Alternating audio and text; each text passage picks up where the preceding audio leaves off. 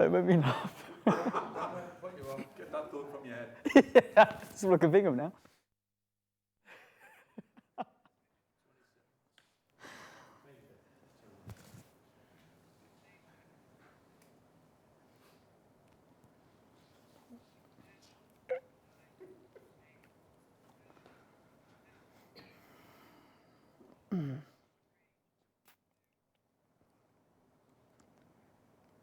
Hello, my name's Antonio and welcome to Talk Talk, the car comparison program that really revs your engine. In tonight's special, we'll be answering one of the mysteries of the universe. It's bike versus car. You won't want to miss this.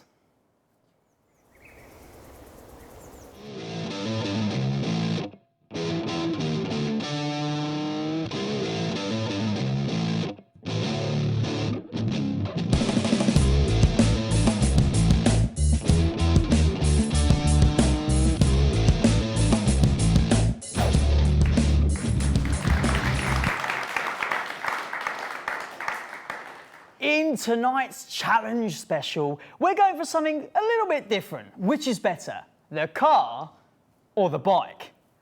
Over the next 15 minutes, we'll be putting the car and the bike against each other over a series of tasks to find out who comes out on top. The car and bike teams will be battling it out to win points, and the one with the most at the end of the show will be declared the winner. So, over to the first challenge. Bring it on.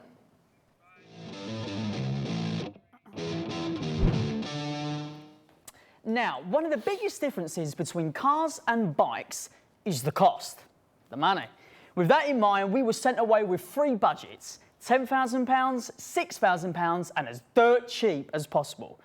Now, we were told to sift through trade magazines and the internet to try and find the best deal. And then we brought our findings back to the Talk Talk minions, and they would decide who would be victorious. Oh, now, neither myself or Mick know who they chose, so it's a little bit nerve-wracking. Are you nervous, Nick? I'm a bit nervous. Are you? I'm a bit shaky. I'm confident.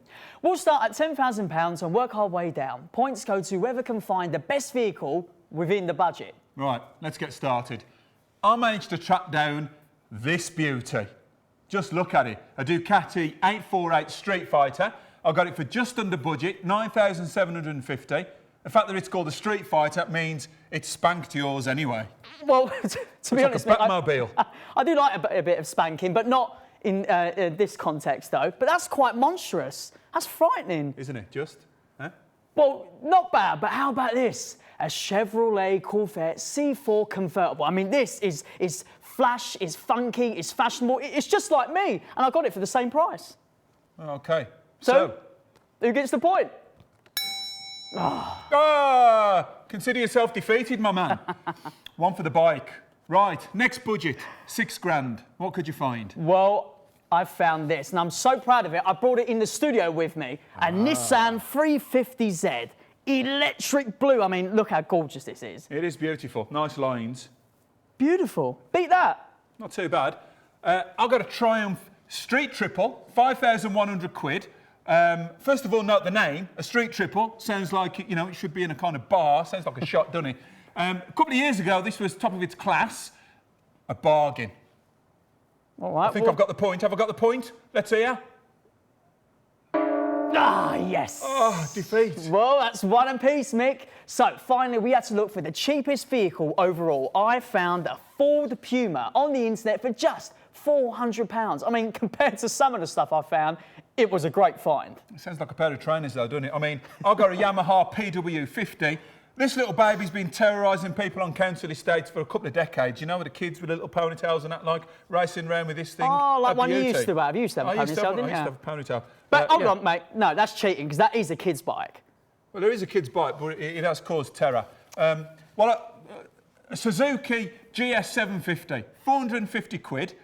Actually, it looks a bit sort of dated, like it's from the 70s or something, but this was one of the first Japanese superbikes to really compete with the European market. Well, it's a little bit dated like you, Mick, but let's see who the point goes to. Come on. Come on, consider yourself done. Well, looks like someone does agree with you, dated or no dated. Well, I think that leaves the score at 2-1 to the bikes. But that could all change after our upcoming challenge. So let the race for the meat begin. Gentlemen, I'm feeling a little bit peckish. I need a sandwich, a good quality sandwich, a fine baguette, wholemeal, or actually you can just surprise me. And on that baguette, I like meat, some man meat. You can choose the meat, surprise me. But the quality of that sandwich, I want it unbroken. I want it in tip-top condition. I want it to be the kind of appetising looking. Far away.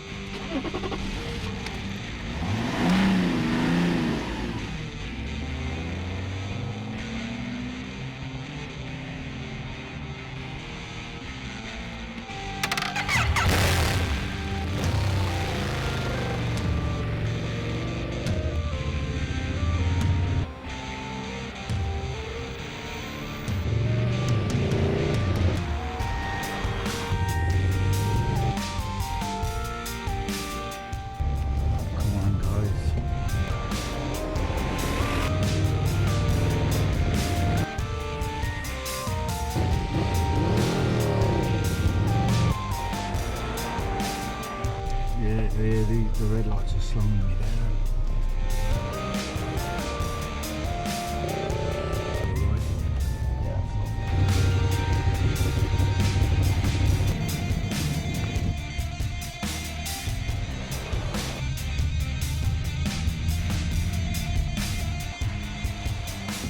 No parking space here. Come on, I can get behind this car. Thank you. Nice one. Excellent.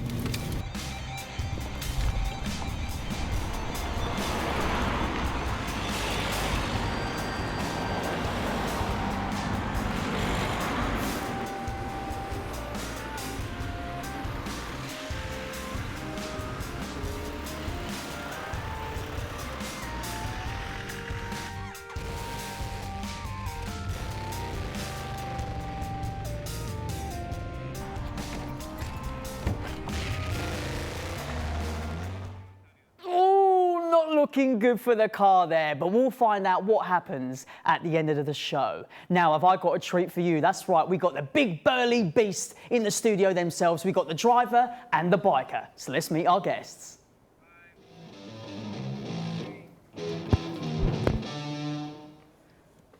So, representing the cars, Tony. And representing the bikes, Rob. Now, guys, the ultimate challenge, bike versus car. How did it feel, Tony? It was great. It was just a lot of traffic on the road, struggle getting through the traffic, but apart from that, it was good. And on the other hand, bikes don't seem to struggle with traffic at all, do they? There's no such thing as a traffic jam for a biker. There's that nice lane reserved for us in the middle of the road, and we can even filter between two lanes of traffic as long as we're cautious, of course. Yeah, the cars just love that, don't they? I mean, they don't mind bikes zooming up and down and in and out. And Cars hate it, mate. They absolutely hate it. They're a nuisance. Now, I don't know about you, Tony, but when I'm racing down in my black Fiat Panda, I do get, I do get a little bit of road rage. Do you ever get a bit of road rage? I don't get road rage. I just get a little bit annoyed with some of the antics that these motorbike people do on the streets in front of us. yeah. Tell us something about the noise of bikes, because that's something that comes up from time to time. People are sitting there, they're watching Coronation Street and all flying past. I mean, Good impression. is that just to kind of, Well, annoy people or what? Yeah, for me, the noise of the bike is one of the safety aspects. It's why I ride a V-twin. I like the windows to rattle on the car, so the guy's going to spill his coffee and drop his mobile phone. He needs to know I'm coming. For me, it's a big safety aspect for a biker. We do need to ride with an extra sense of awareness that drivers just don't have. Yeah. Now, Tony, how long have you been driving? I've been driving about 30 years. Now, in that time, you must have some interesting stories for us. Motorbike people shooting past, mate. You don't hear them until after they've gone past you. They're like rockets and aeroplanes. You see them after they've gone past you. They're a nuisance. And what most people are thinking is, you know, how come bikers get to look better than car drivers? You're always wearing leather. I mean, Well, it's you know, it's more of a safety thing again. I mean, manufacturers have made leathers to look good over the years, but what you're trying to stop is a epidermis terra firma interface if you ever do come off the bike. hey, you never get to do that. Well, that is a big word. Now, airbags. personally, I think bikers are just fulfilling a fetish of leather. So we'll stick with the leather and lace at home. Now, as you know, every week, myself and Big Mick here share a motoring story that has really caught our eye.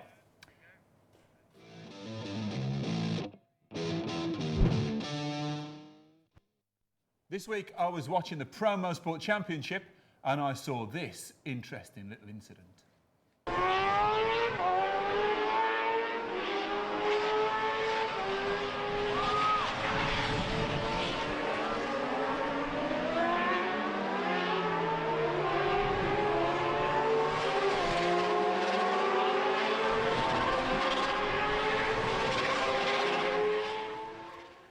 Right, well, before we find out who the winner was from the challenge, we've got this beautiful baby in the studio, so it would be remiss of us not to have a look at it. So would you like to just tell us about this fierce-looking bike? Sure. It's the latest bike out of Italy. It's a Ducati 848 Street Fighter. It's a naked bike. It's designed to look quite aggressive by having all the fairings removed. Essentially, it's a stripped-down racing bike. 132 brake horsepower on the back wheel. Top speed's about 160 mile an hour on a racetrack, of course. Yeah. And it will do 0 to 60 in under 3 seconds and a standing quarter mile in less than 10. And it looks good. It looks superb. It sounds good, as we've already discussed. Yeah. Very sticky tyres as well. When they warm up, the grip's very good because when you're over on a roundabout, you're on 2 mil of tread. Yeah. And therefore it needs to be sticky. And I mean, I don't know if you can see this lot, but I mean, it's a hard-looking bike, and I mean, the tyres are even called Diablo. I mean, cars got no chance, have they? Well, earlier, the car was leading to get my lunch, but with traffic building, the car needing at least 2 points to win, let's find out what happened.